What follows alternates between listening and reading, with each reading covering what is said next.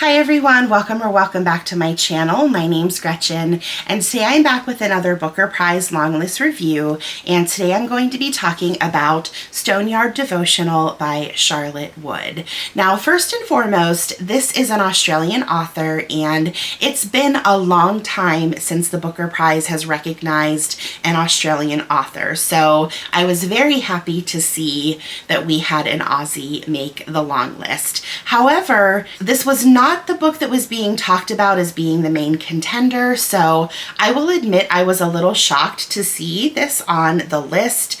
I had heard a little bit about it, but not too much, and what I had heard were primarily generalizations, like I liked it, I didn't like it, like I didn't know a whole lot about the details of the plot or like what the themes were or what it was aiming to do, so I kind of went into this book blind, and I'm really glad that I did, because I feel like this is one of those books that if you know too much about it going into it, you can run into the problem of setting high expectations for the book or thinking that you're going to get something that the book doesn't end up turning out to be, and that can really dampen your experience with it. And I'm really glad that I went into it with nothing, and I was able to come out on the other side really enjoying my time with this. However, I do think that this is going to be a book that could easily disappoint readers if they're expecting a whole lot of plot or even character development. To me, this book is more about a feeling and a mood than it is about plots and characters. So for me, like I said, this book is a very much a mood and a vibe. And if you followed my channel at all, especially last year when I was doing reviews for the Booker, one of my favorite books was Study for Obedience. And this book was very much giving me the same type of feelings that I had when I read Study for Obedience. And it's different. Obviously, the themes are different, and what I took out of that book is completely different than what I took out of this one, but the way that it made me feel was very similar, and I loved it for that.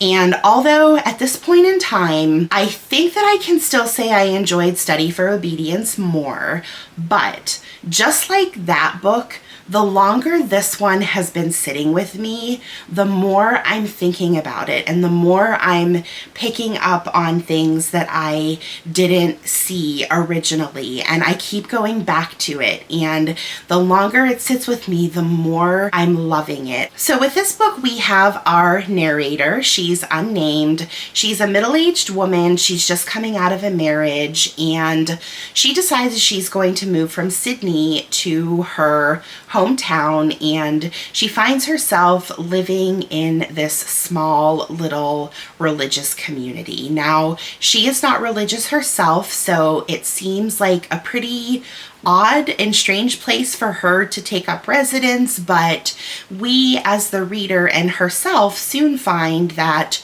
she's finding a lot of comfort and solace in this place, and we start to see her adapt to this solitary life and her kind of settle in with the other sisters and, you know, start to get used to this new life that she has. And we really start to learn about her motivations for the lifestyle change that she has made. And then there are some really kind of strange and weird things that start to happen, and some of them are very unsettling.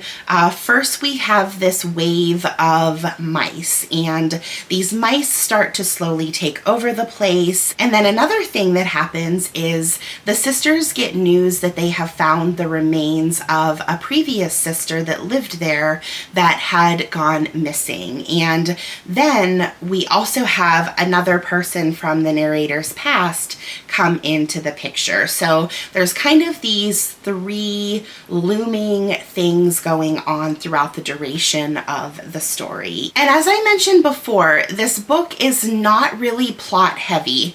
There is a plot, but it's not going to be what carries you through the story. What carries me through the story was the vibe, the tone, and the themes. There is an awful lot packed into this little book as far as themes go.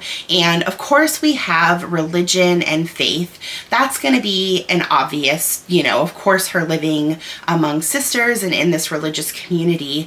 But my real big takeaways from this book were themes related to grief and guilt and forgiveness and resilience. Throughout this book, we learn a lot about the narrator's parents, especially her mother. She was close with her mother, and since her mother's death, she has had a lot of unresolved grief, and we learn about how she's trying to cope with that and manage it. And I had said earlier at the beginning of this review that I was surprised to see that this book had made the short list, but now having read it, it makes more sense to me.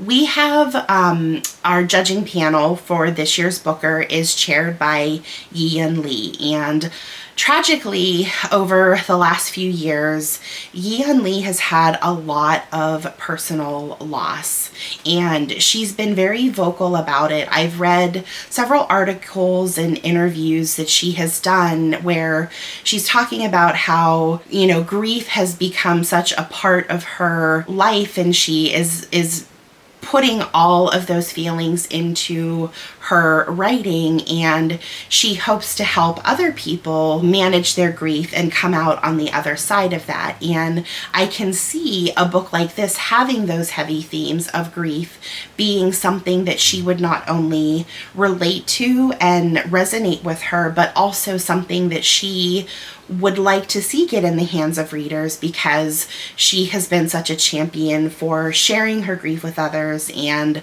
helping them to cope. So it makes so much more sense now to see a book like this on the list with its themes.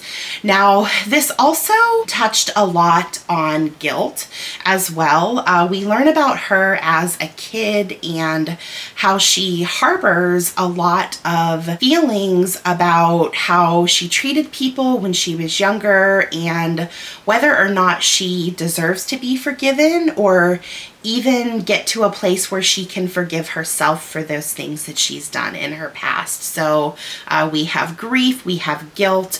This book also takes a clear stance on climate change, and it really made me ponder and consider the cycle of life. And of course, with this being a book that does have religious tones throughout it, it's very easy to pick up on that, but it did make me think about how the earth provides us with nourishment, and how in death our bodies provide nourishment back to the earth, and that general cycle of things. And I think that Wood really handled that with a lot of care and respect. This book also really made me think a lot about how resilient we can be, whether it's a choice or whether it's something that we're forced into. The way that we can truly get used to just about any circumstance, things that we live with like grief and pain and heartache. And the book really hit it home for me in the literal sense of resilience, where we were dealing with the mouse plague, how at first that was something very shocking for them, and it was disruptive, and it was disgusting, and it was terrifying. And as it progressed and continued to get worse, they started to get used to it, and it became second nature for them to be dealing with that and living amongst these mice. And I think that she did a really good job with showing that. And also, on the subject of mice, if you at all have any problem with mice or rats or vermin, this is not going to be the book for you. I'm generally okay with mice. As long as I know that they're there and they're not sneaking up on me, I'm okay with them.